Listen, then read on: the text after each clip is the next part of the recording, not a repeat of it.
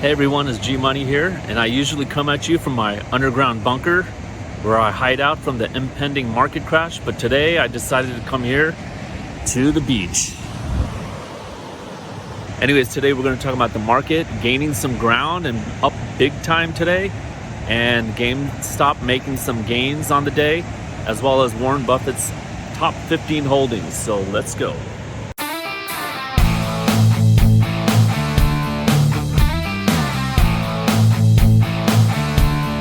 All right, I'm back in my underground bunker and I'm ready with the latest news on the stock market. The stock market today jumped up 600 points on the Dow and 400 points on the Nasdaq in their best day since June of 2020.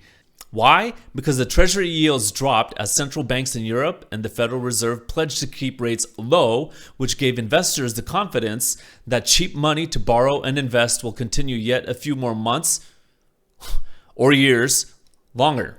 A quote from this Yahoo Finance article: "One key reason for the importance that investors ascribe to expected future growth was the extremely low level of interest rates.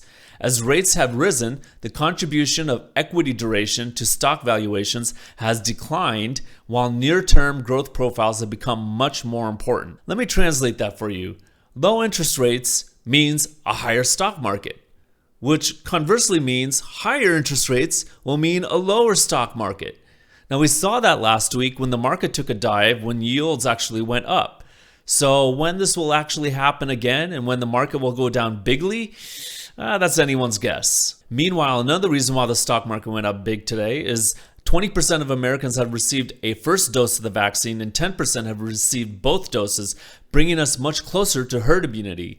So hopefully the economy can take off big time after the fear of this virus subsides. Meanwhile, the battle for GameStop continues as it jumps up 15% on the day. Reading through the subreddit today of Wall Street Bets, it's a battle between the diamond hands and the paper hands and the shorts with the professional money managers. So I suspect this battle will continue to go on for a few more weeks, if not months, longer. It will be a while. So some Warren Buffett updates. Berkshire Hathaway filed its 13F for Q4 of 2020, showing its top 15 holdings. Some of his longtime holdings have appreciated so much in value that they comprise huge amounts of his portfolio, such as American Express, Moody's, and Apple. What's interesting to me, though, is the recent entry into the healthcare space. With the failed pharma initiative between Berkshire Hathaway and Amazon, Buffett seems to have now gone to buy pharma names, such as AbbVie and Bristol Meyers. So interestingly enough, Abbvie is now one of his top 15 holdings.